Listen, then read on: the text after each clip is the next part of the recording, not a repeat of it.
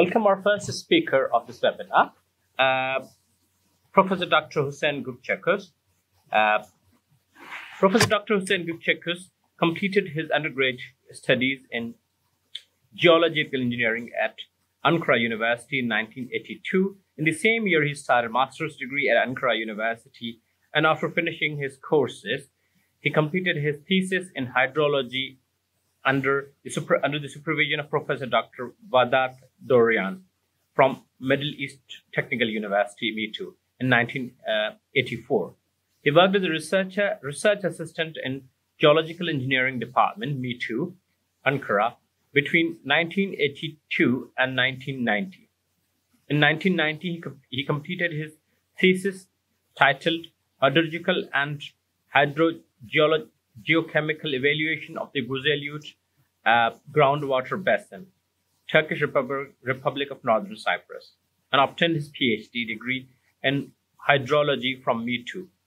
Throughout his career, he has achieved various academic achievements at Near East University. He was appointed as the General Coordinator of Water in the TRNC Ministry of Agriculture and Natural Resource Project, Water Transfer from Turkey to TRNC Project. He has organized many national and international symposiums and conferences. He is also an editor and member of editorial boards of several international journals. Among his accomplishments, he has received numerous awards, including Near East University Scientific Research Award 2009, 2010, 2018, 2020, and 2021. NEU Scientific Research Honor Award 2019, etc. His research areas are related to water resources, climate change, sustainability, smart cities, and clean energy. Along with him, we have another speaker who will be presenting in this webinar, Dr. Yusuf Qasim. Dr. Yusuf Qasim has earned his BSc and MSc degree in Mechanical Engineering from Near East University, TRNC, in 2009 and 2011, respectively. Good morning. Hello, everybody. I would like to say welcome you all. Welcome you all to our webinar, Smart City and Sustainable Water Resource Management Strategies webinar. But before starting to my speech, I would like to thanks to all my dear colleagues from China, Professor Jinhui Huang, and Professor Wahid Nurani from Iran, and Dr. Dominika Dobrowska, and from Tanzania, Franella Halla, and from TRNC, Dr. Yusuf Qasim and Farhat Balouri. Thanks a lot for their participation and contribution our webinar. My topic is rainwater harvesting in urban cities, a pathway to achieve SDG 6 and 13 goals. This material prepared by me and my dear colleague, Associate Prof. Dr. Yusuf Qasim. This is our content. I will start with a simple introduction. Later on, I will explain rainwater harvesting and sustainable development goals. And I am planning to finish my speech together with a short summary. According to the World Water Council, the demand for water within the next 50 years will increase due to prediction of 50% population growth, coupled with industrialization and urbanization. For water-scarce countries, urbanization and increasing population will intensify that demand. Climate change is expected to influence the magnitude and distribution of the most important driving force of the hydrological cycle, for example, rainfall. Some regions may receive more rainfall while others may become drier, which would result in disasters in both situations if no adaptation measures are taken into account. Runoff water management is among the inherent challenges which face the sustainability of the development of arid urban centers. These areas are particularly at risk from flooding due to rainfall concentration in heavy showers.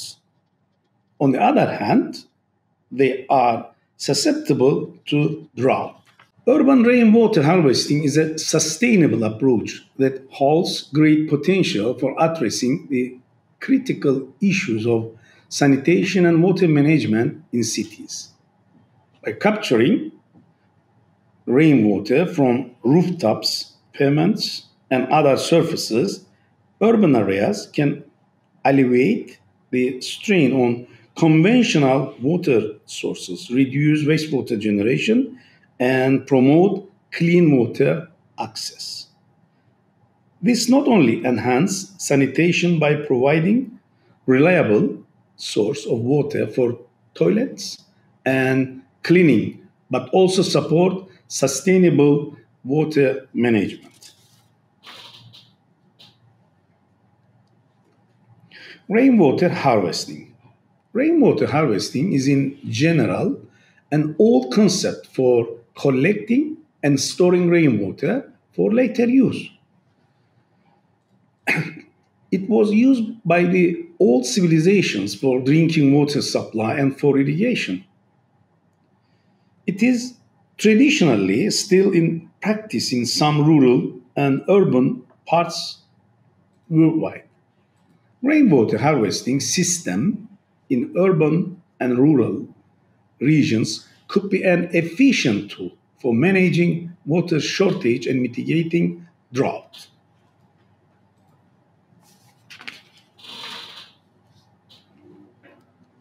The concept of rainwater harvesting has been proven a promising potential alternative water resource for domestic use in areas with scarce and or contaminated water.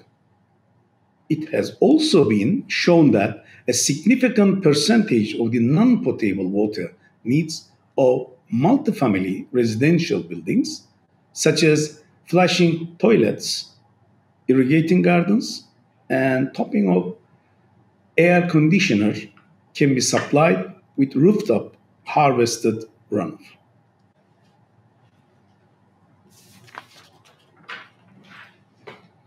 A harvesting strategy can be used to minimize the runoff loss and to augment the water supplies in watershed systems and in regions experiencing urbanization and facing uneven water supplies. As the process of increasing population and the consequent urban growth is inevitable in urban regions, resulting in non riverine flooding due to the impermeable surface, low infiltration, and high runoff, rainwater harvesting will be a significant water source.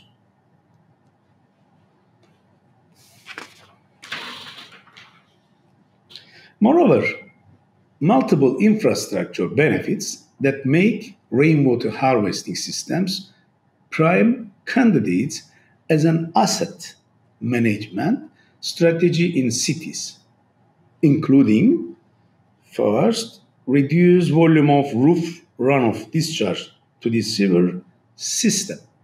Thus, fewer overflows and basement backups can be expected to occur with associated surface water quality, public health, and legal regulatory benefits. Second, reduced volume of potable water used. Third one, enhance resiliency of the existing water supply system to drought, population growth, and leaks. And finally, reduced drinking water treatment cost per capita since less potable water is required by urban buildings. This is a simple figure to show us how can we collect from rooftop the rainwater and later on how can we use different purposes daily for daily life.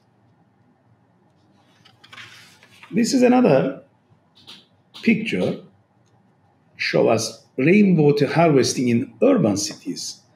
This is also show us the integration of rainwater harvesting water together with combination or integration of municipal waste.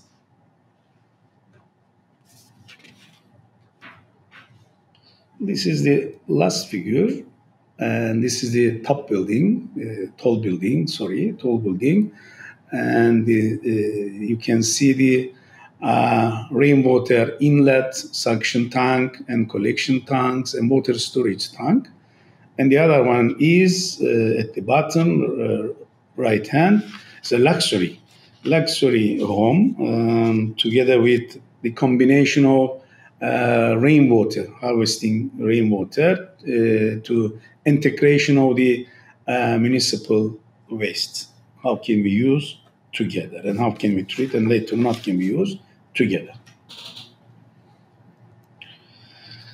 Let's come to important topic now, rainwater harvesting and sustainable development goals. This is important. Rainwater harvesting in urban cities is a sustainable water management practice that involves collecting and storing rainwater for various uses, such as irrigation, landscape maintenance, toilet flushing, and even drinking water. Yes, even drinking water.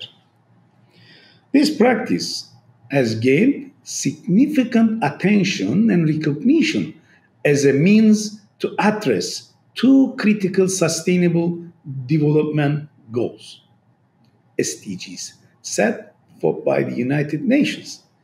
SDG 6, clean water and sanitation, and SDG 13, climate action. We will talk about two development goals, and we are planning to give you examples for each SDG. Let's start with SDG 6, how to achieve SDG 6, and later on how to achieve SDG 13. We have three examples each SDG. Let's start with access to safe drinking water. In many urban areas, access to clean and safe drinking water is a pressing issue. Rainwater harvesting can supplement the municipal water supply, reducing the burden on traditional water source and providing a source of safe and reliable drinking water. Properly treated rainwater can be a sustainable and cost-effective alternative. This is an example, worldwide example from India. Chennai, India, faced a severe water crisis in 2019 with reservoirs running dry. The Ramakshina Mission Students' Home in Chennai implemented a rainwater harvesting system. They installed rooftop rainwater collection systems with large storage tanks, enabling them to meet a significant portion of their water needs.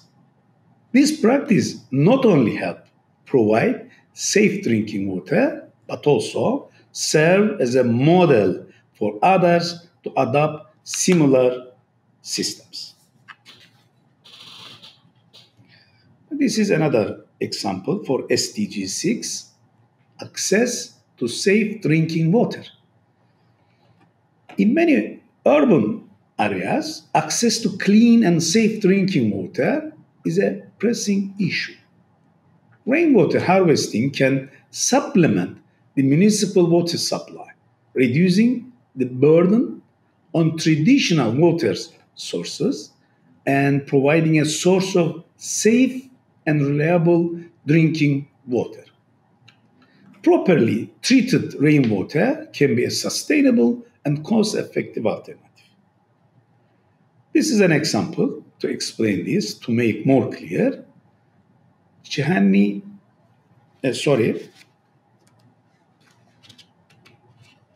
Wastewater reduction. Wastewater reduction, this is the second example.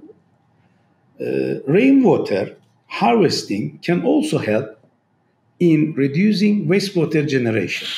When used for non potable purposes like flushing toilets or washing vessels, it decreases the demand on the sewage system, conserving precious freshwater resources. This is a second example from Singapore. Singapore is a city that faces water scarcity. The New Water Program, which treats and reuses wastewater for various non potable purposes, including industrial and commercial applications, has significantly reduced the strain on their water resources. Rainwater harvesting complements such efforts by further reducing the demand on conventional water source for non-potable use in urban areas. This is the last example for SDG 6, groundwater recharge. In many urban areas, groundwater levels are depleting due to over-extraction or over-pumping. Rainwater harvesting can help recharge aquifers, contributing to the sustainable management of groundwater resources. To explain, to make more clear this item, we gave an example from Los Angeles, California. Los Angeles, California experiences frequent droughts and relies on groundwater resources. The city has incentivized rainwater harvesting in residential and commercial buildings by infiltrating collected rainwater into the ground. They contribute to replenishing aquifers and ensuring long-term groundwater sustainability. Together with three examples, we try to explain SDG 6. Now, the other SDG, SDG 13, we have three examples also for this SDG. Let's start with reduced energy consumption. Reduced energy consumption. Municipal water treatment and distribution require significant energy inputs. Rainwater harvesting reduces the need for these energy-intensive processes, contributing to lower greenhouse gas emissions and mitigating the effects of climate change. What is our example? Our example is the Bullitt Center in Seattle, Washington. Is a living building designed to be energy efficient and sustainable. It uses rainwater harvesting for both potable and non-potable purposes. By reducing its reliance on the municipal water supply, the building minimizes energy-intensive water treatment and distribution process, reducing its overall carbon footprint. Another example for SDG 13, flood mitigation. In urban areas, rainwater often leads to flooding due to inadequate drainage systems. Rainwater harvesting reduces the volume of rainwater runoff, which can help alleviate flood risk in cities, especially during heavy rainfall events. To explain this item, we took an example from the city of Portland, Oregon. The city of Portland, Oregon is known for its stormwater management initiatives.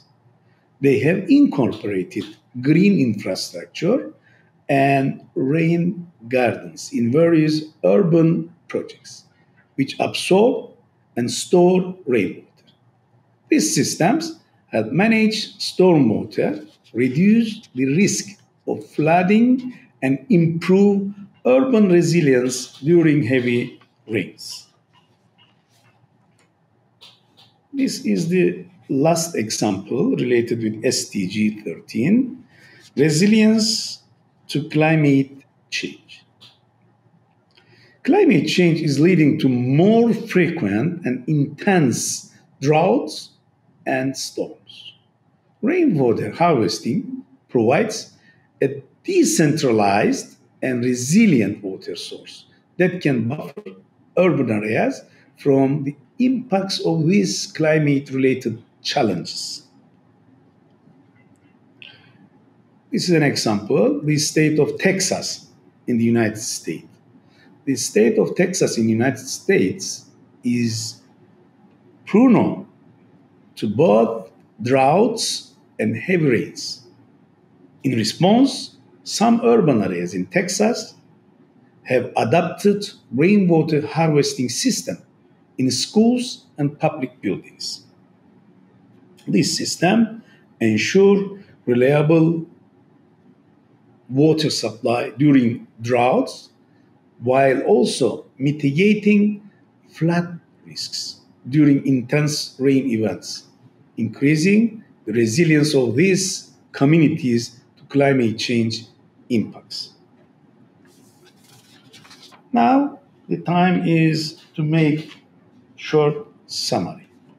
This is my short summary. I am planning to finish my speech together with this short summary. Rainwater harvesting in urban cities is versatile and sustainable solution that can contribute significantly to SDG 6, clean water and sanitation, by providing safe drinking water, reducing wastewater generation, and supporting groundwater recharge. Simultaneously, it aligns with SDG 13, climate action, by reducing energy consumption, mitigating floods, enhancing climate resilience, and promoting sustainable urban development. By embracing rainwater harvesting, urban areas can work towards achieving these important sustainable development goals while addressing pressing water and climate challenges. Thank you so much for your attention and your participation. Thank you. And also, I would like to say something about our future presentation, and I would like to invite all to be a participant, to contribute, especially our two international conference. Both of them will be organized December 14, 15, 16, and 15, 16, 17. Together will be organized by the nearest university.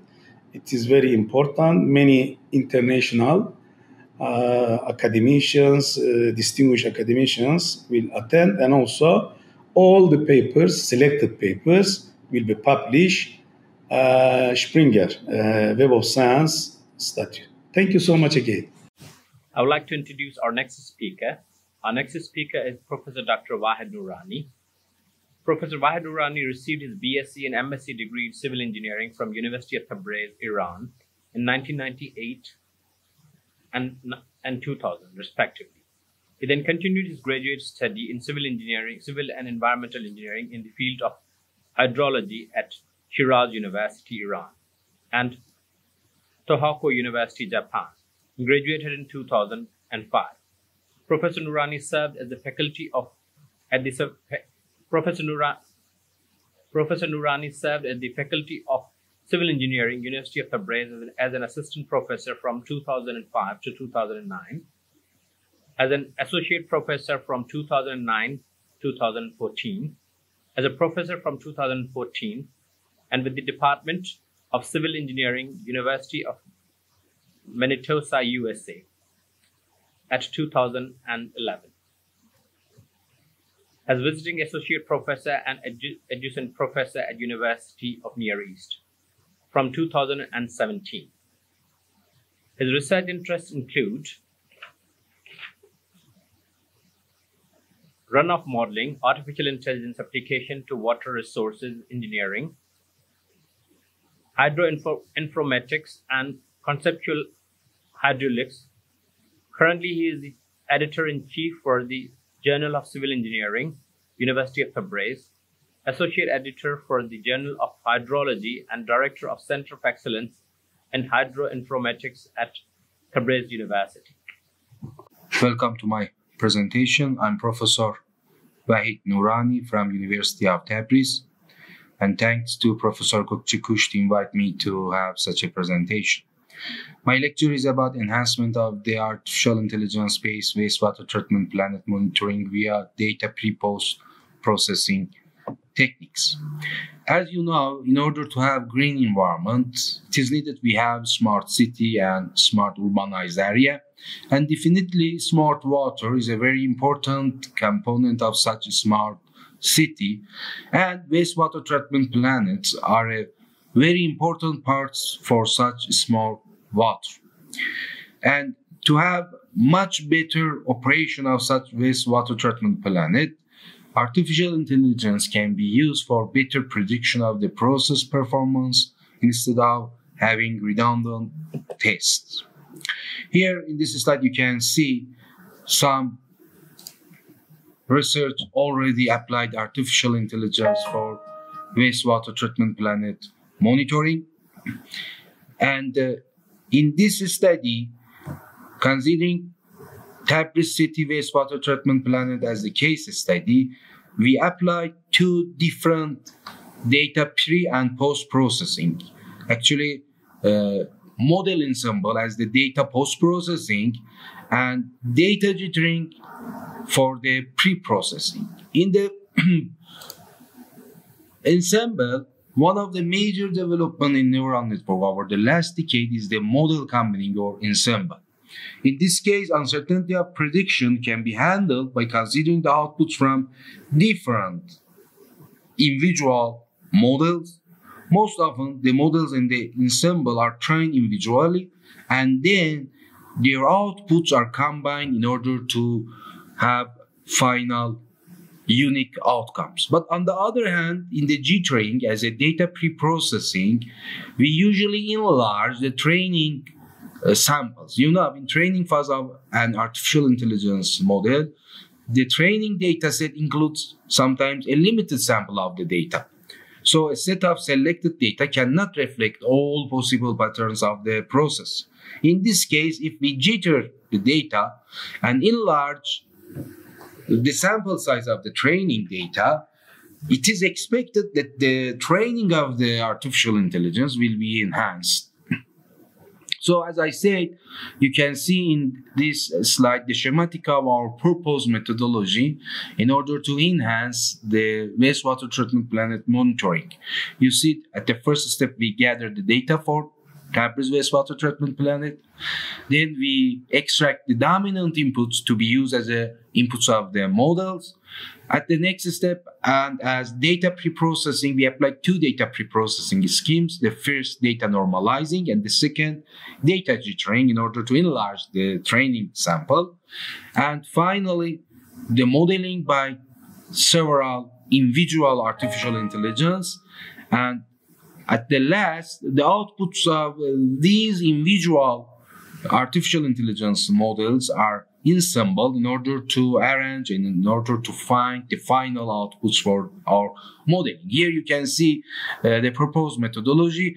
We obeyed and we considered two different strategies. At the first strategy, as you see, we did not apply the G-training. We just imposed the data into 4 individual models, 3 artificial intelligence-based models, and another as ARIMA model, which is a linear classic time series modeling. But then after getting the outputs from these 4 individual models, via ensemble unit, we merge the outputs of the model in order to find the BOD and COD of effluent as the target. But in the second strategy, at the first step, we did data pre-processing by jittering of the data in order to enlarge the training data size, and then we just consider two artificial intelligence based model for the ensemble. Actually, in the first strategy, we saw that FFN and support vector recreation are the best models, and so in this second strategy, we ignored ANFIS and ARIMA. Here you can see some characteristics about the applied artificial intelligence model. ANN, is the most commonly used artificial intelligence. ANFIS is capable of handling uncertainty due to the fuzzy, and SVR has a very important and attractive characteristics. In SVR, we consider operational risk as the loss function, and we try to minimize operational risk instead of root mean square error and determination coefficient, or some such criteria that we usually use in artificial intelligence based modeling. Here you can see the three strategy we consider for ensemble unit. The first strategy just consider the simple averaging of the outputs. In the second, we consider weighted averaging for the ensembling, but at the third strategy, we consider neural ensemble as a nonlinear ensemble in order to combine an ensemble of outputs from four distinct models. We consider determination coefficient as our efficiency criteria, especially in the weighted average ensemble method. And as I already said, we applied the proposed methodology for wastewater treatment plants of Tabriz city. Here you can see the position of the wastewater treatment plant of the Tabriz city. Here you can see some components, some slides from some components of this wastewater treatment plant. Actually, this plant is operated according to the activated sludge process. Here you can see some photo, and this is as example daily BOD at the effluent of the planet. We had a similar time series for other geochemical and geophysical time series for the planet. In this slide, you can see the brief statistical analysis we applied before modeling. You can see the correlation coefficient between effluent, BOD and COD and influent parameters, as well as a Markovian and autoregressive process, the correlation between BOD and COD at effluent at time t with BOD and COD at effluent at time t minus 1. You can see that there is almost good linear correlation coefficient between BOD and COD at each time step with the parameters at the previous time step. Here you can see autocorrelation function in order to see why the first leg of the parameters are the important and dominant leg for considering to be used in the modeling. And finally, here you can see the obtained results. At the first step, we did modeling by individual artificial intelligence models of FFNN, ANFIS, SVR, and classic linear model of ARIMA method. You can see that the ARIMA model as a linear model could not lead to appropriate outcomes. Here you can see the outputs of the individual models for two details of time series. You can see that different models could lead to different outputs. It means that there isn't any unique methodology to handle the overall pattern of the time series. So this actually suggests that it is good we assemble the results of different models in order to have more accurate outputs. Here in this table you can see the outputs for ensemble results. According to the outputs, you can see among three applied ensemble strategy, a neural nonlinear ensemble strategy could lead to much better outcomes.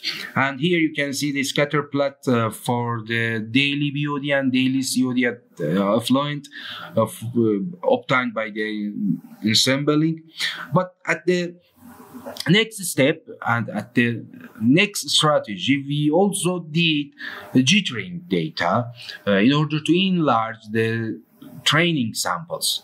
For this purpose, we consider normal distribution for the observed time, and then considering different standard deviation.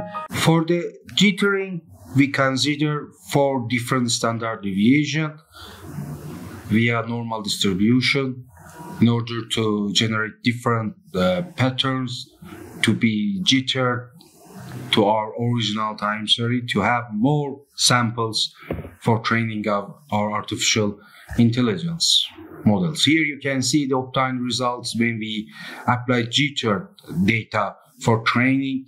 You can see when we consider the jittering data with standard deviation of 0.01, actually the results got the best with regard to other jitter data.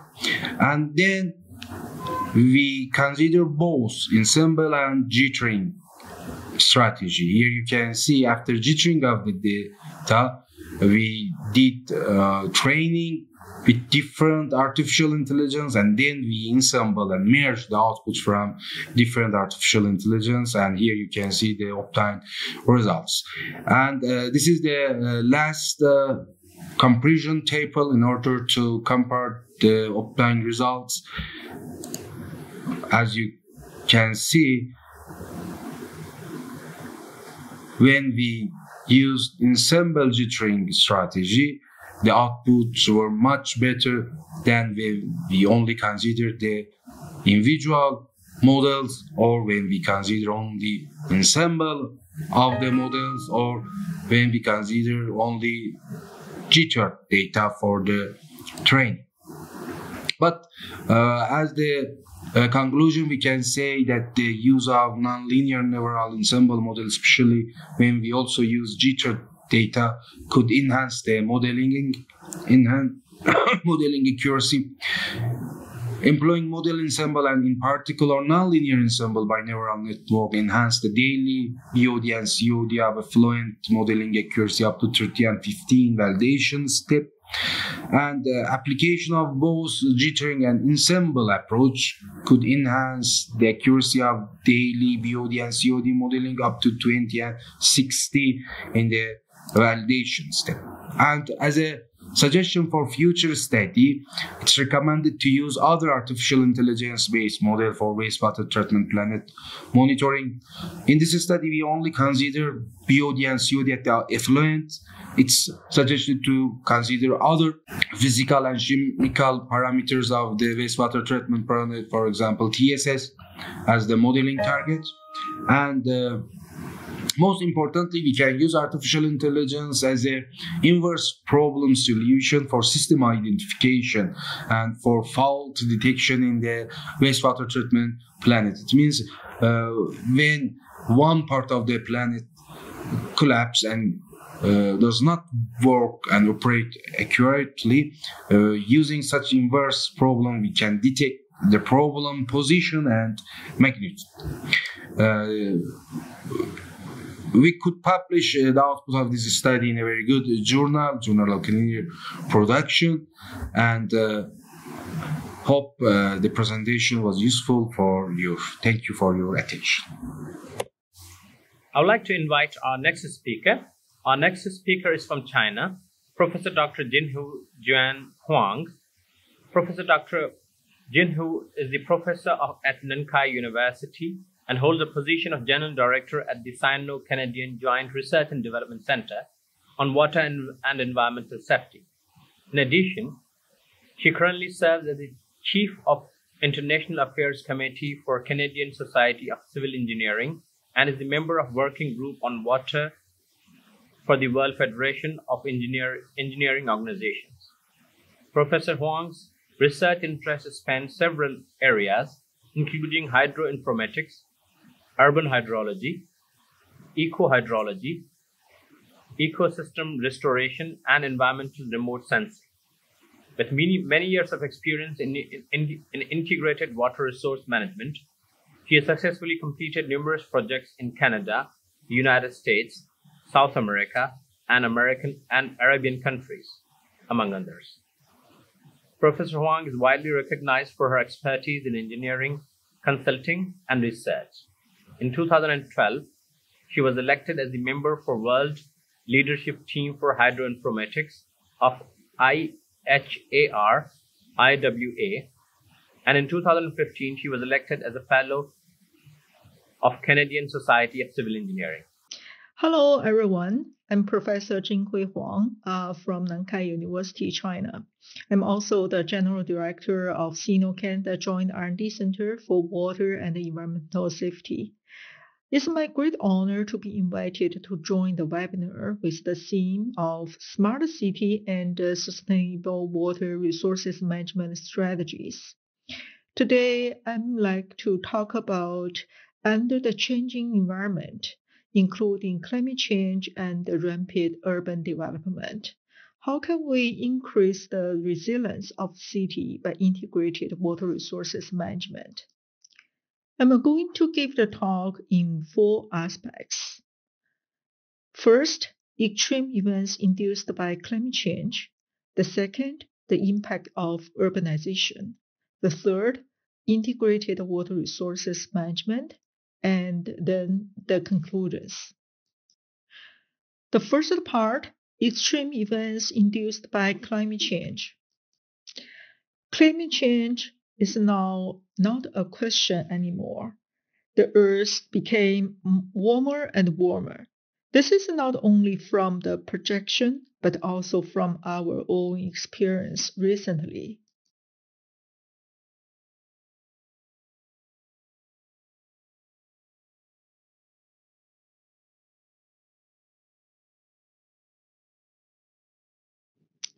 Give an example how the heatwave events would have the huge impacts on human beings' health.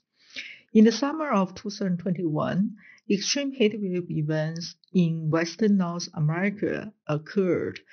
It can see in the picture the temperature. Some part has rose to 50 degrees Celsius. In Vancouver, on the first day of heatwave event, the temperature rose to 37.2 degrees Celsius.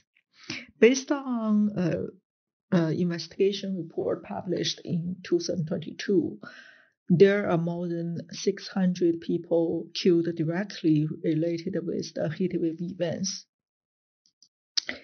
The heatwave events actually is not an isolated event. We can see in just about half month later, what happened in the other side of the world, Zhengzhou in China. The rainfall amount on July 20 in the afternoon, in just 1 hour, reached 201.9 millimeter. It is equivalent to 1/3 of the annual precipitation in 2020. It was also the largest hourly rainfall intensity ever recorded in the world. Heavy rain continued to pour into various subway stations. Ground transportation was completely shut down, and the city was severely flooded. Just a few days later, huge flooding also occurred in United Arab Emirates. 7 people confirmed died. This was the country's heaviest rainfall recorded in 27 years. The above indicate we are living in a changing environment. The risk of extreme events occurs more frequent than before. The climate change is affecting every corner of our world. And how about urbanization? In fact, the urbanization also have a huge impact on precipitation. I'm going to show a case study we did recently. We're now experiencing the most rapid urbanization around the world.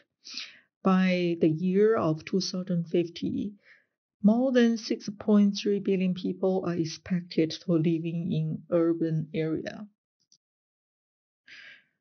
Urbanization brought a huge modification of land surface.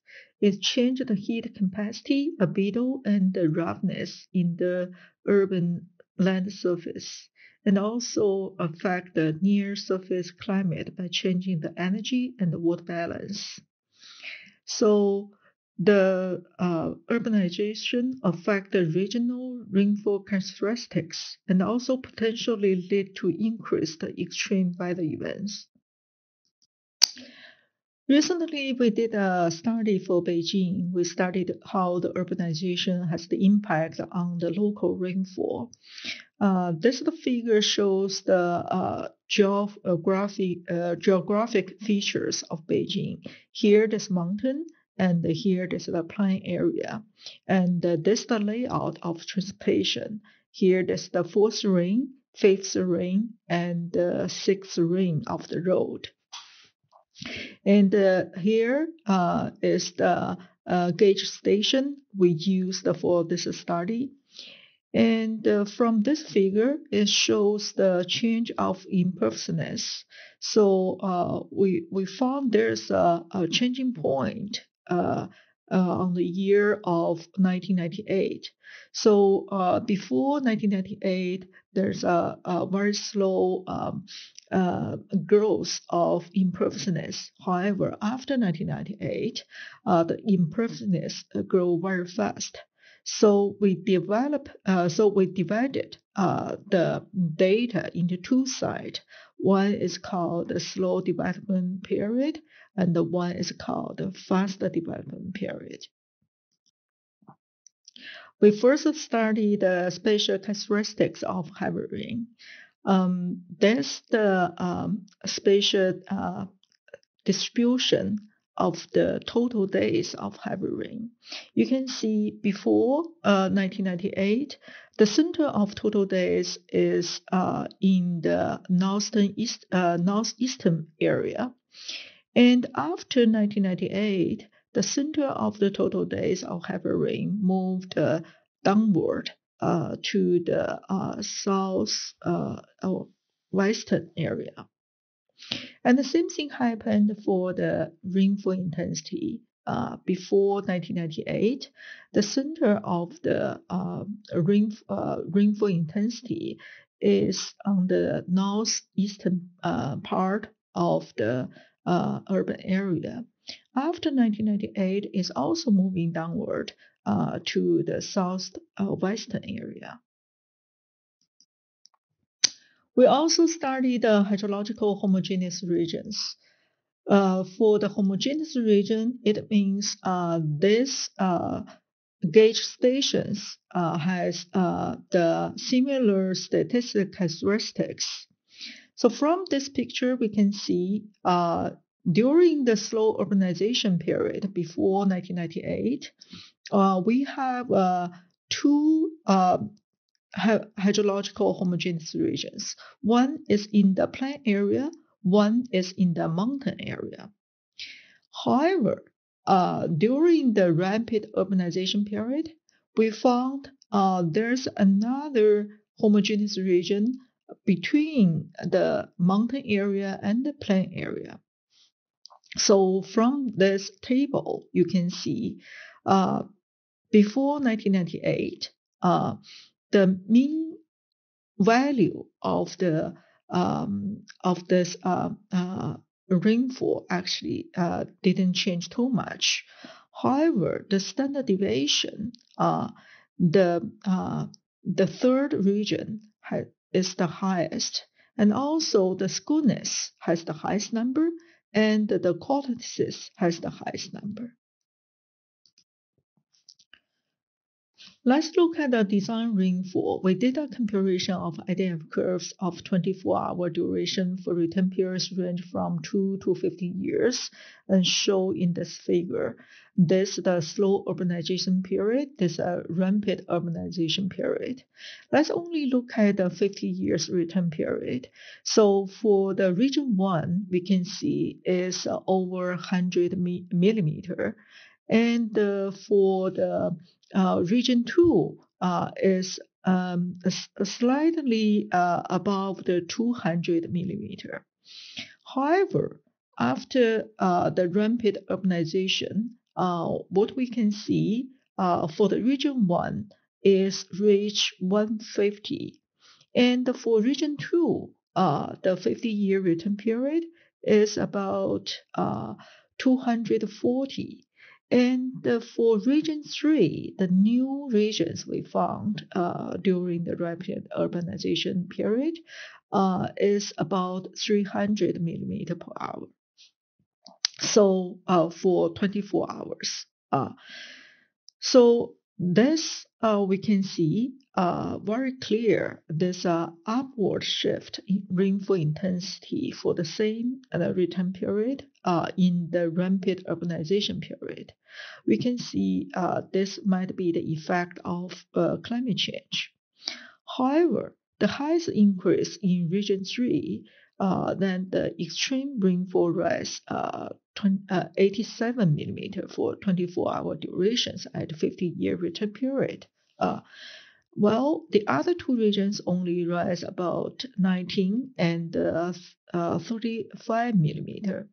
This should be the effects of the synergy of climate change and urban development. It's well known in late July and early August, a huge storm hit in Beijing, caused a big flooding. So if you look at this area, there's between the mountain area, here is mountain, and here there's an urban development area. So the center of the rainfall, or the highest rainfall, fall in this area. And here, this the gauge of Mentogo is also located in this area. So the annual rainfall, this bar, and here this the recorded rainfall in 3 days. So you can see in just 3 days. 2/3 of rainfall just recorded in this gauge. And in Hebei area, Hebei province, one gauge recorded the largest amount of rainfall is over 1 meter. So from this figure, we can see the spatial distribution of the rainfall follow the pattern we started in the rapid urban development stage. Yeah. In summary, we can see the formation of megacity or the rapid urban development has changed the temporal and the spatial distribution of extreme rainfall. In future, especially in megacity or urban clusters, the urban engineering design should consider the combined effect of climate change and urbanization on rainfall and the corresponding design standards in order to combine the flooding risk. So we have a question. Why does megacity development cause changes in the spatial and the temporal changes of extreme rainfall? What are the driving factors? Here we want to talk about the relationship between the urban heat island and the rain island. So from this figure, you can see the urban development, especially the rapid urban development, quickly changed the water surface. So that's the typical urban development. We have a lot of built-up area. So for the built-up area, because they can absorb a lot of heat from the sunshine in the daytime, So they accumulate a lot energy here, and they also release slowly the energy in the night to the air. So they have the actual energy for storms to develop and intensify. In the contrast, in the parks and vegetated area, for example, the suburban area, they have more vegetation, more trees, so they typically have a cooler surface temperature. And also, the water balance and the energy balance has been changed during the urban development. So this why the city get hotter and the storm get intensified in the city. We still use Beijing as an example. So here, this is the impervious before and after 1998. This is the fourth ring, and this is the fifth ring, and here this line is the sixth ring. So from this figure, we can see within the fourth ring, the heat island, the urban heat island, didn't change too much. This before 1998, this after 1998. However, for fourth ring, the area between fourth ring and fifth ring, we can see there's a much bigger change between them. So before it's only 5.69, but right now it's raised to 6.81. So there's a big change in the urban heat island. And same thing happened between fifth ring and the sixth ring. You can see before 1998 is only 3.61, and after 1998 is 4.83. So there's more than 1 degree increase. There's the urban heat island show before 1998, and there's urban heat island show after 1998. So from this figure, we can also see the increase. So what happened? It can be illustrated in this figure. So this suburban area, this suburban area. So because this area is hotter, so the air will go this way, and the air will go this way. So they have rising air in this area. So we have explained that's the actual energy accumulated here. The expanded urban heat island can trigger or reinforce the formation of the thunderstorm formation, and also tend to induce the strong convective activity. It inferred as a vital factor for higher frequency of heavy rainfall. We have published these results in Urban Climate 2001. So I give the link here. So if you have more interest, you can refer to this published paper.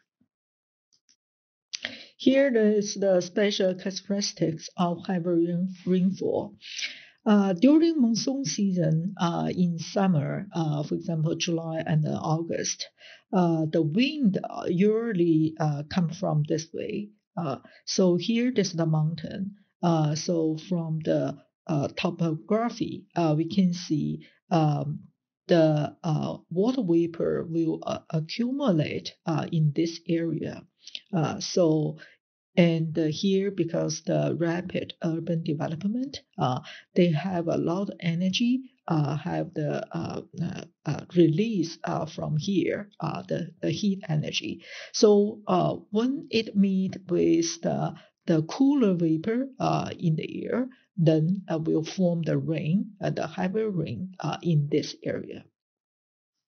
So And this also, the conclusion has been published in Urban Climate in 2021.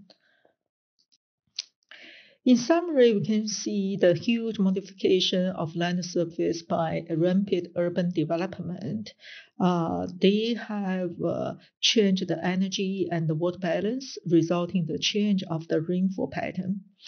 The urban rainfall island phenomenon is highly correlated with the urban heat island. So if we can mitigate urban heat island, then it can some way to elevating the urban rain island phenomena.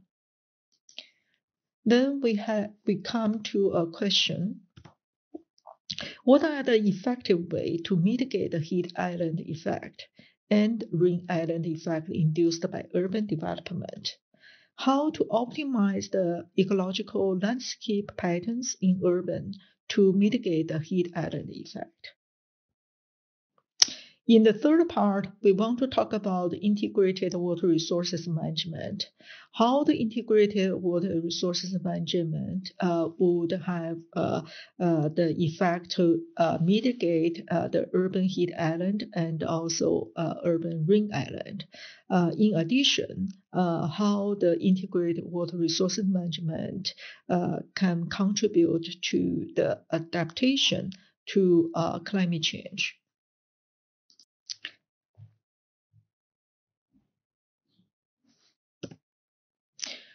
First, we want to implement the guiding principle ADAPT. The design principle ADAPT in British Columbia, Canada. So for ADAPT, first we need to agree that stormwater is a resource. Then we design for the complete spectrum of rainfall event.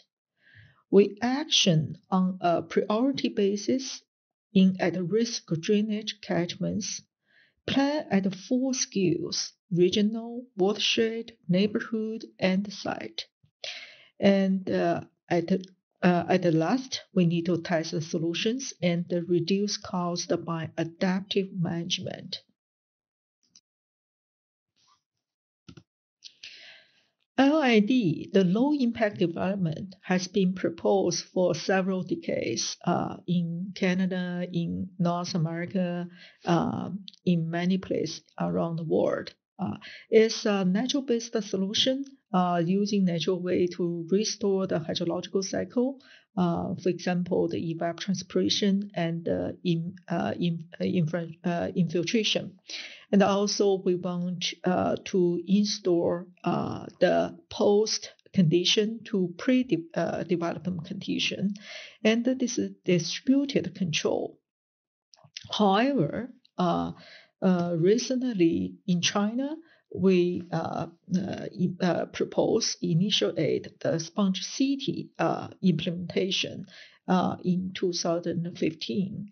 So this integrated management for full spectrums of rains and from large scale to watershed and further to regional scale. So this actually is a big wheel and has historical control of the entire system. An article published in Where in 2022, October 17, it says, if you don't already live in a sponge city, you will soon. So this paper explain what is sponge city. Less pavement and more green spaces help absorb the water instead of funneling it all away. A win-win for people and urban ecosystem. So what's the real meaning of a sponge city development? Let's explain it for the sponge city development in 4 basic principles. First, we need recognizing rainwater and the snowmelt as a valuable resource. So we need to provide more storage for them. The second, we need managing wide weather flow on a watershed basis. So it's not a skill basis, it's not a regional basis, but it's a watershed basis using an ecosystem approach. So we cannot only consider people, we also need to consider the entire ecosystem. The third, we need implementing in a hierarchical way of wide weather flow practices. So we need to start with at the source, that's LID, the low impact development. Convenience, that can be green and the grid system. And then we use end of pipe. End of pipe, it could be green, it could be gray, it could be blue.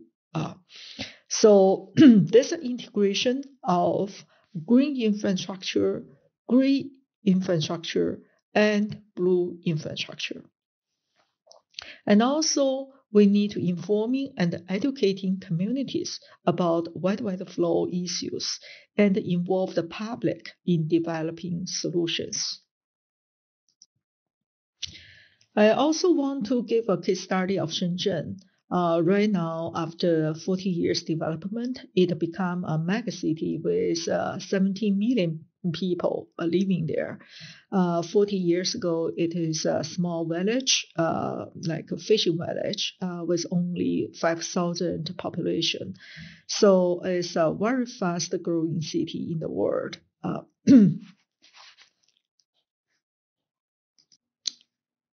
First, I would like to use Guangming District as an example. Here, this is Shenzhen, where it's located. It's along the coast area and also at the south end of China.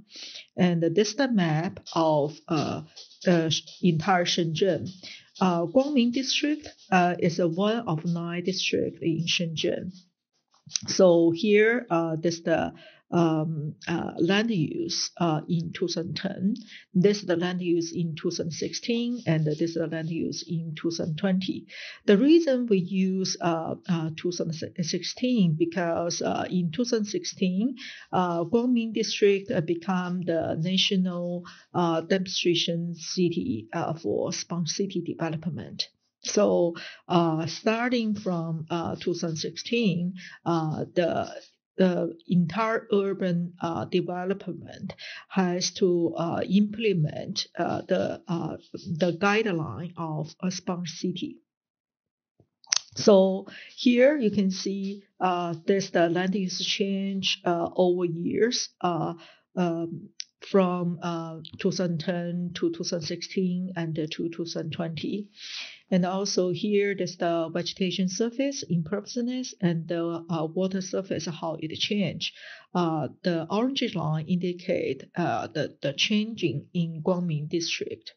So you can see all the vegetation surface is declined and impervious surface is increased. However, the water surface of the Guangming District first decreased, but later on increased.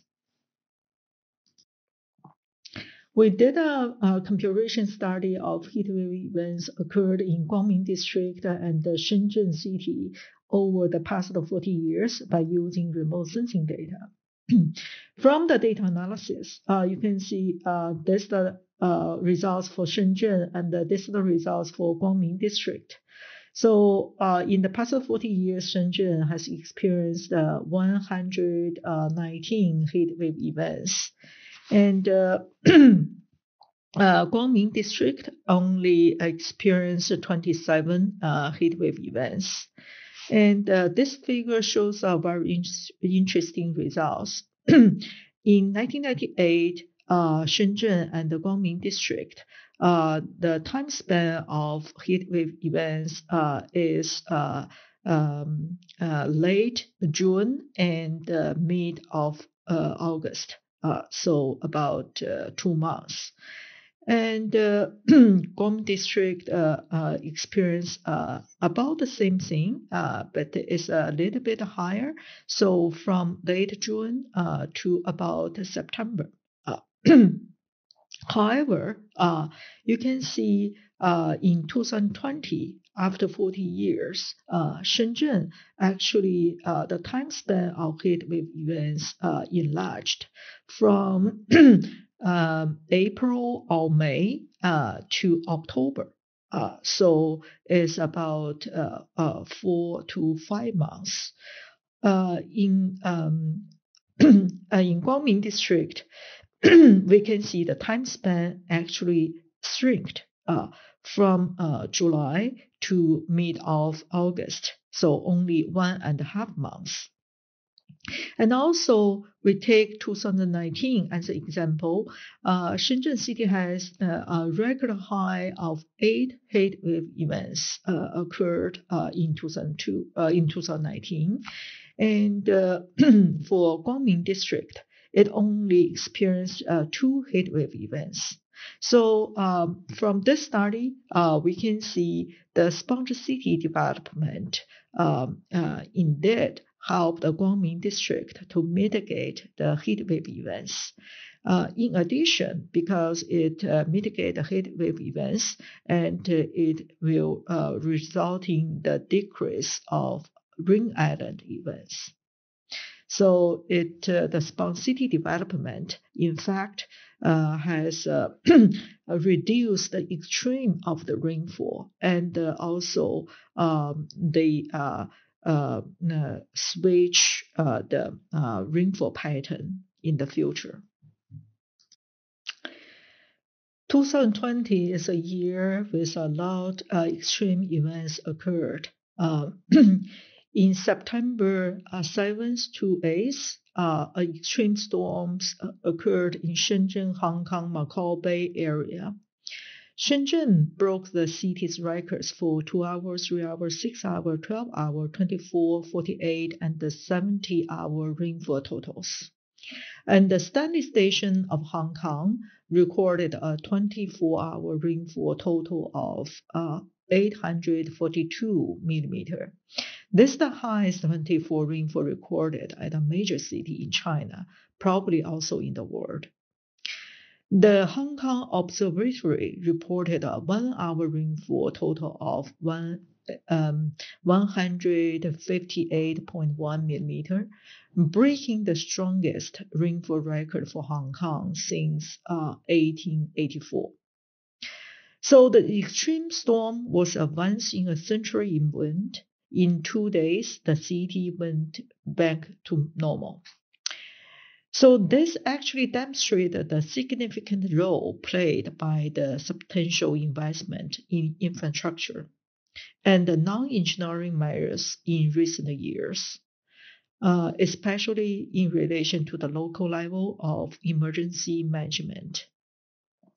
Hong Kong and Shenzhen, and also Guangzhou city, they have spent billion and a billion in the infrastructure development and also the emergency plan. So it really works. In the during the extreme storms. They have the last death toll occurred in this extreme storm. Here we want to show some examples of public education of sponge city in Shenzhen. You can see the education actually conducted in elementary school and also kindergarten. And this big screen also shows the sponge city and also the flooding prevention plan. So people knows how to protect themselves during the flooding event and how the sponge city will help in the flooding protection and also the other ecological effects of sponge city. In conclusion, we want to see the climate change and the urbanization both together have significantly changed the characteristics of heavy rain spatially, and the homogeneous area have been changed. The heavy rainfall became more extreme after rampant urbanization. The urban development also significantly intensified the urban heat island. The design storm needs to be updated more frequently in order to combine the flooding induced by extreme events. Green infrastructure can effectively mitigate the heat island effect, reduce the frequency of heat waves, and improve the resilience of city to heat wave events and high temperatures. To increase the resilience of city, the integrated water resources management, including green, gray, blue infrastructure, are all needed. Public education is also a must. Thank you very much for listening. Here is my contact information. If you have any question, please do not hesitate to contact me. Thank you and have a good day. I would like to invite our next speaker from Poland. Dominika Dobrowska is graduate of Geology, Mathematics, and Computer Science at the University of Silesia, with a PhD in Earth Science and an MBA in Innovation and Data Analysis. She is currently employed as an associate professor at the Institute of Earth Science of the University of Silesia. The author of over 50 scientific articles, has been a speaker at over 40 water conferences, and the secretary of the Association of Polish Hydrogeologists. Good morning. I would like to say a few words about feasibility assessment of establishing marsh aims, which is the results on the basis of the Deepwater CE project. This presentation was prepared with my friends from University of Silesia, from Faculty of Natural Sciences in Poland. This is the short agenda of this presentation. Firstly, I would like to say about the definition of the managed aquifer recharge and some introduction. After that, I will talk about the detailed geological and hydrogeological criteria for the location of MAR. After that, I will talk about sensitivity of MAR systems to extreme climate events. I will present a checklist connected with this analysis, and I summarize and conclude this presentation.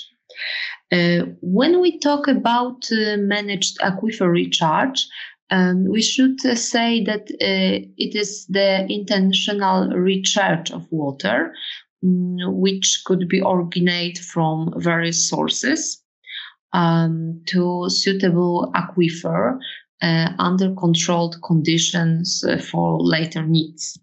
The sources of water could be different, but may include natural, seasonal, treated wastewater, stormwater, desalinated water. It's worth to say that MAR has different applications in sustaining and enhancing groundwater quality and also quantity. But we should know that some application is connected with the environmental management. What are the main advantages of this solution?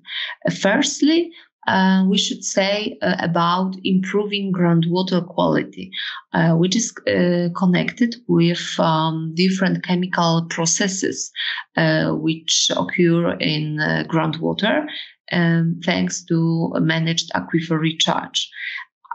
Moreover, managing environmental change and extreme weather events, such as droughts or floods, can be assessed and described using this solution for water. The suitability of MAR is determined by detailed parameters.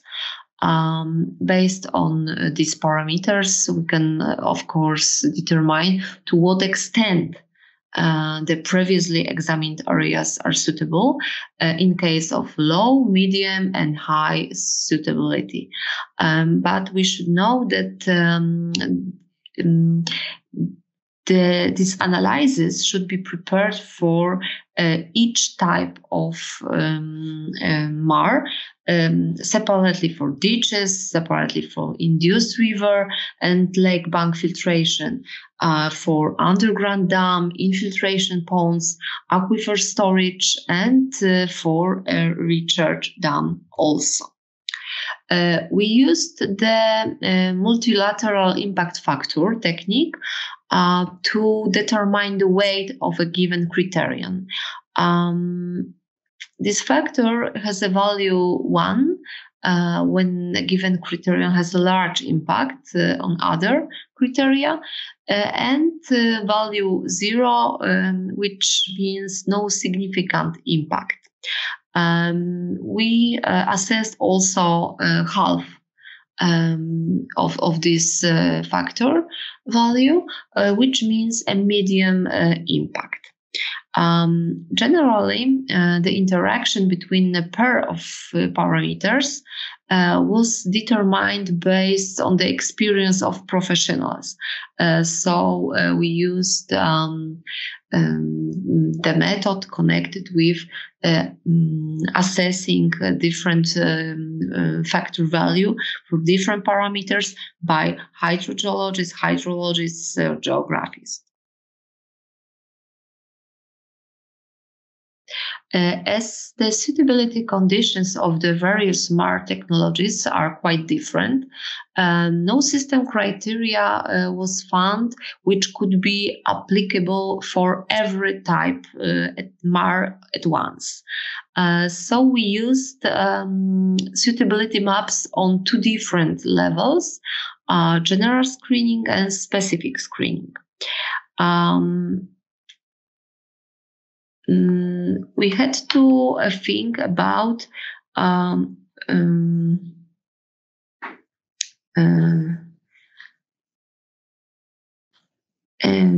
general parameters for geological and hydrogeological MAR restriction parameters. First of all was the characteristic of the water sources. We should know that the distance of the surface water source can define its suitability. A long distance entails higher costs due to the need for hydraulic infrastructure to transport the water. Second one was a category connected with surface characteristics. And here we should describe lithology of the surface formation, which is important geological and hydrogeological parameters that influences hydraulic and biogeochemical processes, such as an infiltration and aquifer recharge. After that, we should think about soil type. We assign our soils to 4 hydrologic groups based on soil runoff potential. Group A represented by sand, loamy sand, and sandy loam. Group B by silty clay, sand, or loamy sand. Group C connected with sandy loamy sand, and D silty clay, sandy dust, silt dust, and dust. We should also think about land use, which could affect important parameters such as infiltration, depth to the groundwater table, and we also distinguished slope. Many processes related to the land surface depend on the slope. Some mark types require specific slope categories. Areas with a high relief are not optimal for various mark types due to the resulting surface water runoff characteristics.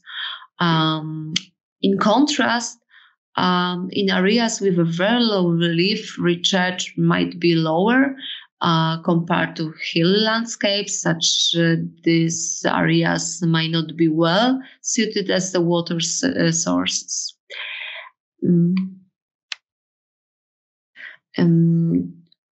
Characteristics of the aquifer are also very important. We think about the type of groundwater table, which defines hydraulic pressure conditions in the aquifer and recharge mechanism, thickness of the aquifer. Some parameters depend on the thickness, for example, permeability, storage capacity of the water. Also, depth of the top of the aquifer location is important. The top of the aquifer has to be located within an acceptable range in view of related marked operational costs. It specifies suited technological solutions for some mark types, for example, well injection. Deeper aquifers require different mark systems than shallow aquifers. We should remember about it. The depth of the aquifer base location is also important because the aquifer base has to be in an acceptable range regarding more operational cost. It specifies technological solutions, for example, for underground dams. We were thinking also about lithology of the aquifer and type of groundwater flow systems, regime type of the groundwater flow systems, because recharge and transition areas can be used for different mark types. Regional recharge and discharge area are not optimal due to the dominant vertical groundwater flow components. What's also important, presence of subsurface structures providing storage or acting as barriers or channels. Subsurface structures can act as channels or barriers that guide or restrict groundwater flow locally. They can also form geological traps, providing prosperous water storage potentials. For example, alluvial fans in Piedmont zones, buried anticlines, synclines, tectonic traps. And also storage coefficients, which is used to characterize the aquifer storage. And it's also important for determining mark potentials and expected performance and limitations.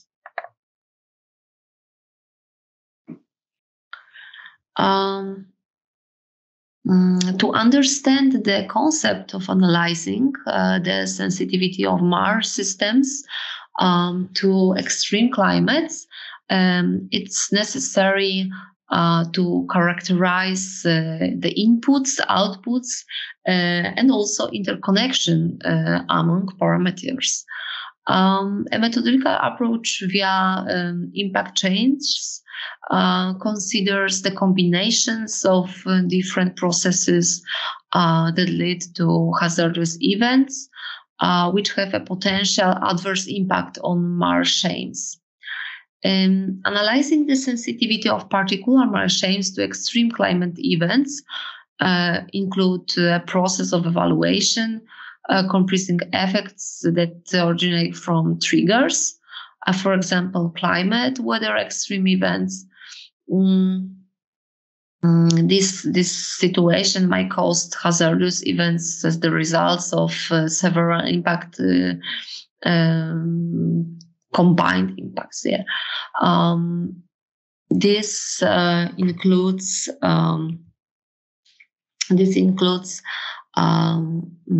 natural hazards, anthropogenic impacts, and also surface and hydrogeologic environment. By analyzing the sensitivity of Mars systems to these effects, specific precautions can be defined for Mars systems. And we should remember that this procedure ensure an adequate and safe technological design, implementation, and operation. It's worth to say that in each impact chain category, checklists are created for different types of Mars systems. Different checklists should be considered. At first level of detail, checklist for analyzing the sensitivity of Mars to extreme climate events are compiled, and the second level of detail checklists specific to all selected Mars types are compiled. We should remember this. These checklists can contribute to the task of drafting recommendation for the planning and implementation of future Mars systems. We should also remember about triggers because they are connected with climate extremes, for example, extreme weather, which refer to climatic conditions which diverge from given threshold values above and below. Climate extreme events trigger hazards to the environment and also for human systems like urban areas, energy grid, industry, including Mars operations. The characteristics of extreme climate events are generally related to the temperature and precipitation. In the case of Mars systems, precipitation is an important factor. Trigger that cause climate extreme can be initiated by a short period of extremely large amounts of precipitation, extremely long period of precipitation, extremely high frequency precipitations, event, high amounts of snow accumulations. So you can see that these criteria can be extended in each times. We should also remember about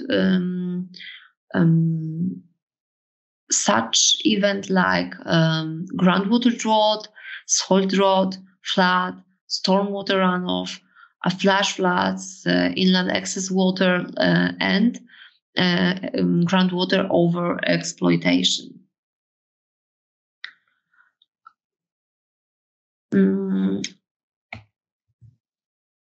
We should remember that various combinations of natural hazards and anthropogenic impacts which occur within environments of different surface and hydrogeological characteristics can have adverse effects of Mars chains.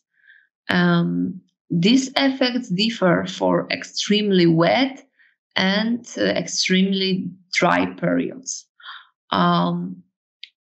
During wet periods, possible outcomes include landscape erosions, landslides, flooding of infrastructure, and during dry periods, a reduction of water storage in ponds due to the sedimentation, the depletion of surface water sources, lower groundwater levels, an increase in pollutant concentrations may occur.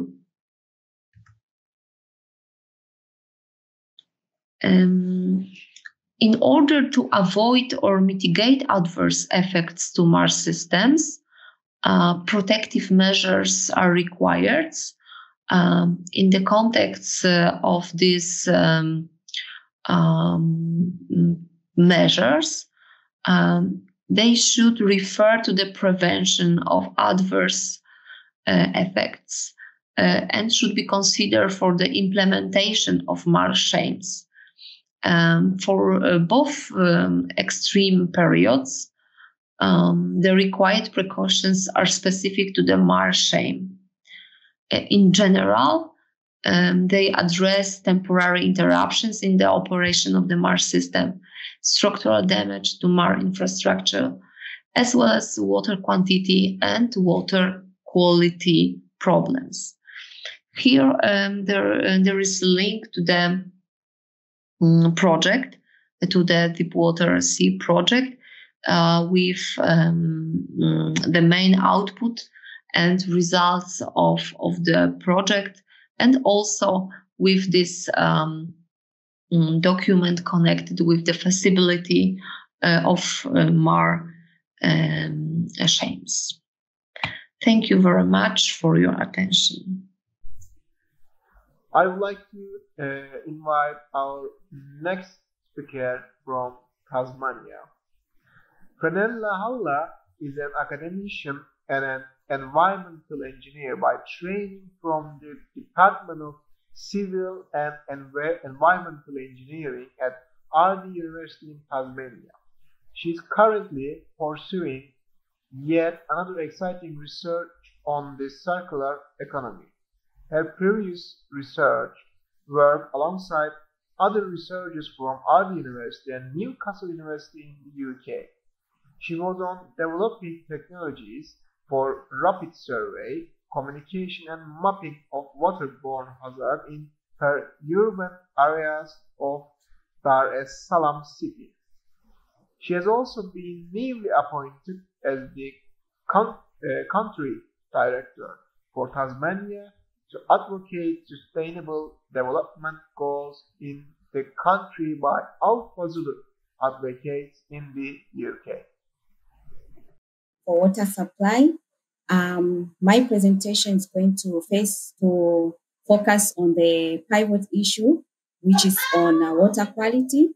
As much as we want to increase the quantity for water, but we also would like to ensure that the quality is good for consumption, as it is being reported that consumption of contaminated water has risen to epidemics and also causing numerous deaths, especially for children under the age of 5. And therefore, the determination of quality of water at the point of use is equally important. Conventionally, in countries such as our own, molecular microbial water quality analysis have been using culture-based methods.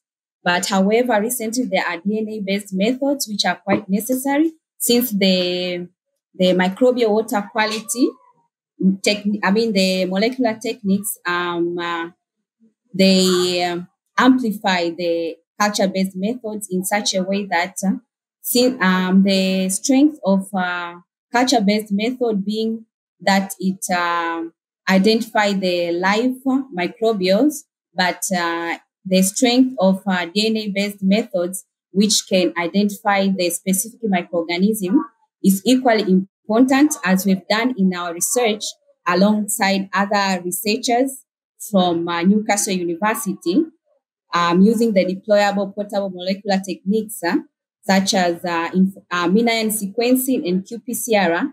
We've found that these techniques are more informative, adding value to the currently most common used culture-based method, that's such as membrane filtration, which only identify the group indicator microorganisms, that is fecal and total coliform. But using the microbial techniques, we've been able to obtain more information on the quality of the water, in which, for instance, for the research that was introduced by Fahad, we were able to identify specific microorganisms at specific localities, which this information could assist governments at large to stock in advanced medicines that appropriately diagnose specific water diseases at specific localities, other than just the provision of general medicines for diagnosing their rare diseases.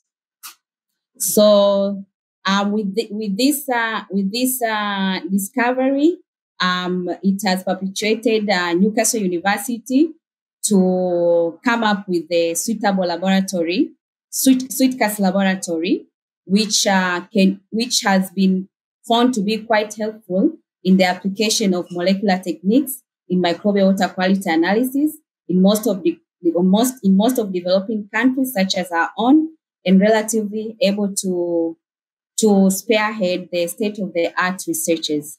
But also, apart from our research work, we were able to incorporate citizen science approaches in the application of ICT in the water quality data, accessibility via mobile phones by different stakeholders, from researchers, regulatory authorities, and community, for updates and information for action, respectively. This is in the manner that after being able to rapid survey the water quality of specific water sources, then this using the citizen-based science approaches that such as engaging the community to participate in this exercise, and also the application of ICT, we are able to establish a cloud-based data quality database, whereby the citizens or any particular individual who is interested with the water quality information for that particular day can easily access the information of specific water quality, and this can help them to do wise choices in using the water sources. So if by this time they see that this water sources is not good for usage, they can easily go to another source and continue with their daily water supply usage. So also in this research, it showed that the water quality data can be readily updated by different researchers, needed be at the site, at the field location, for quick update of the water quality data. So the research that Fahad had introduced were able to come up with such interesting results, in which if scaled up, it could really help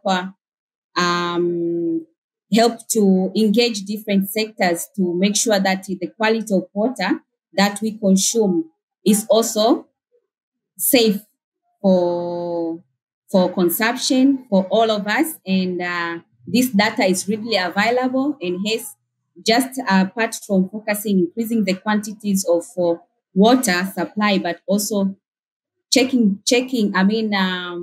real-time checking of water quality information is also important. Yeah, thank you. This is all for me today. Thank you. I would like to invite our last speaker.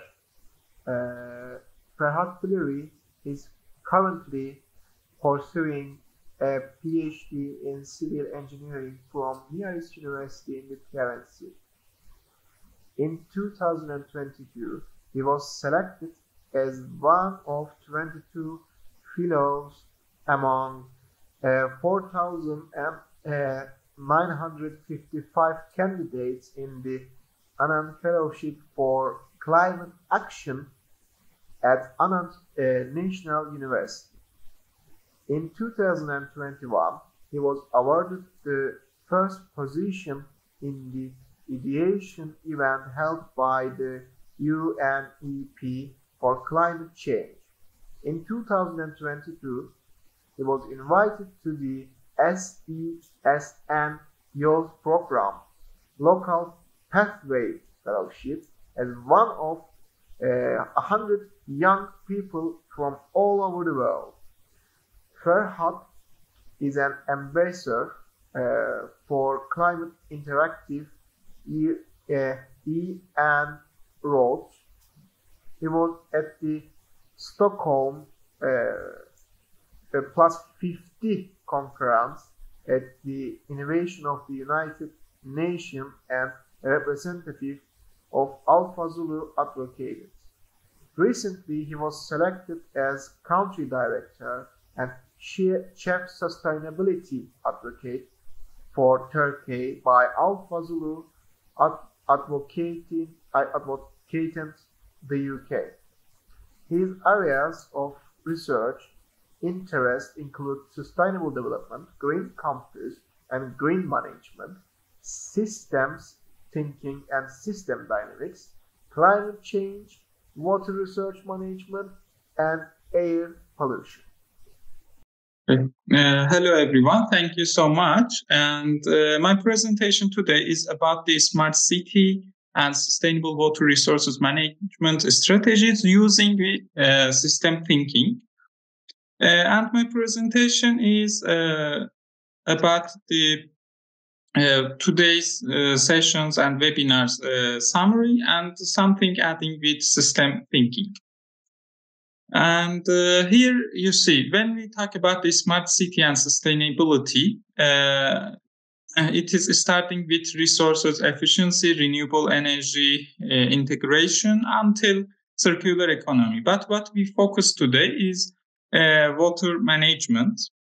And also when we talk about water management and sustainability, we know it starts with efficient water use, integrated water resources management, until water, energy, food nexus, and investment in infrastructure. But what we focused today was about the integrated water resources management.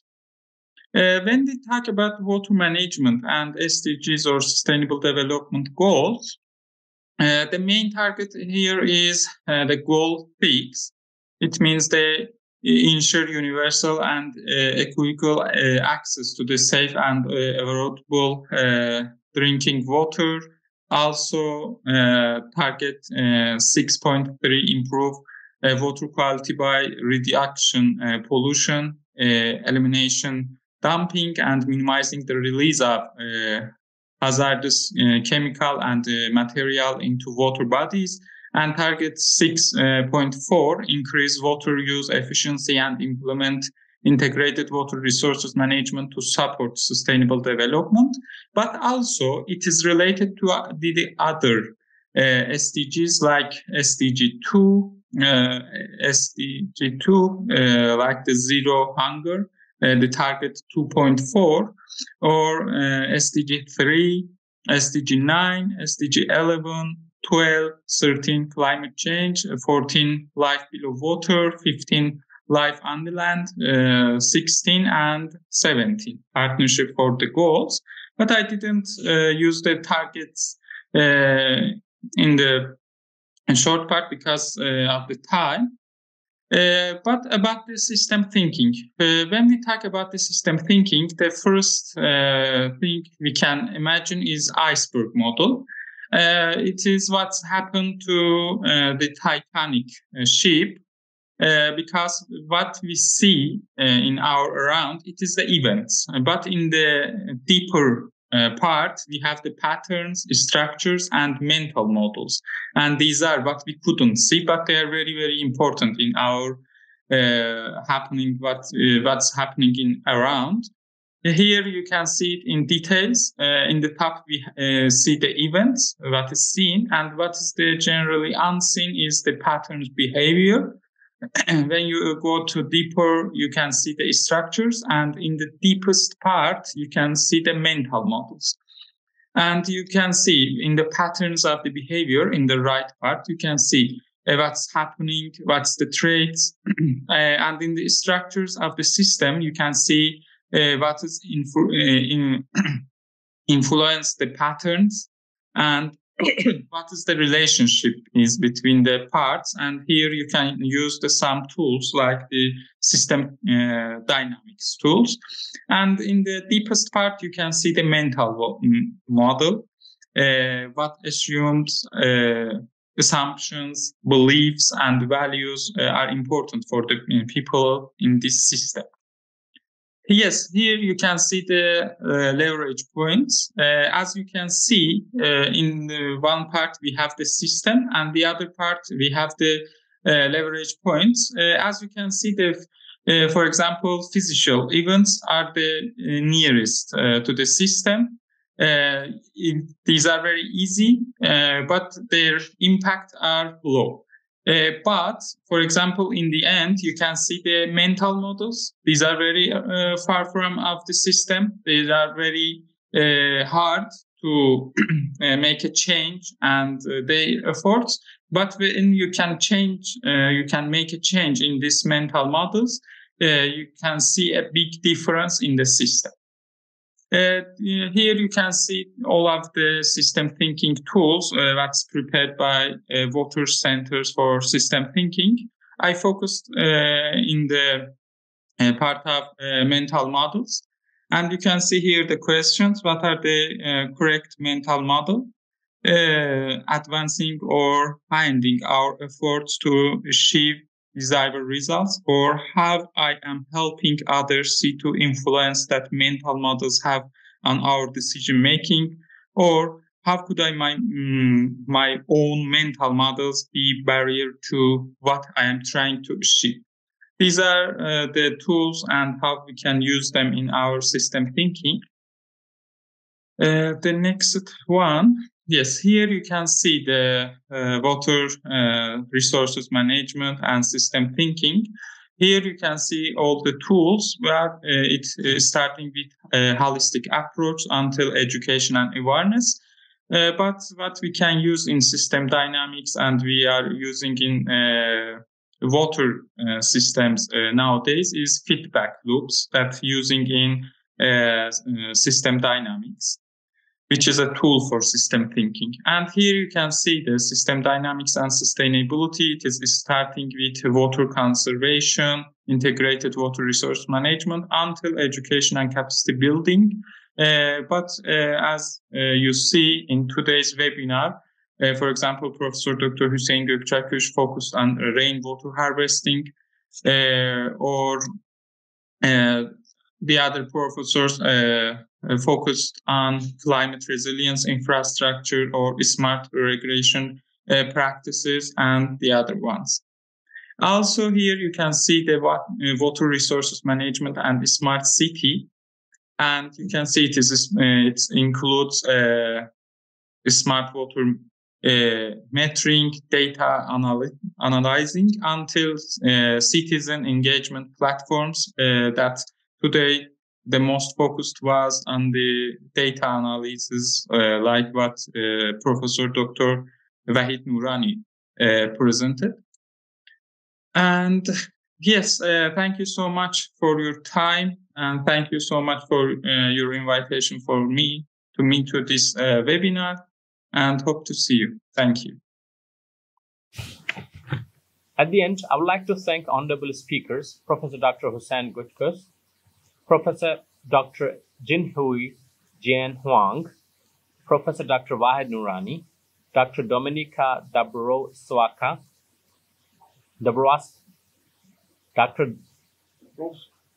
Dr. Dominika Dąbrowska, Dr. Yusuf Qasim, Ms. Farnela Hala, and Mr. Farhad Bolari for speaking on this webinar.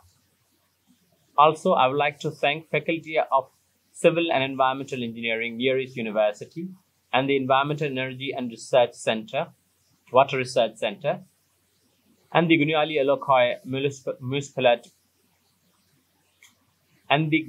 Elokai Municipality for collaborators of this webinar.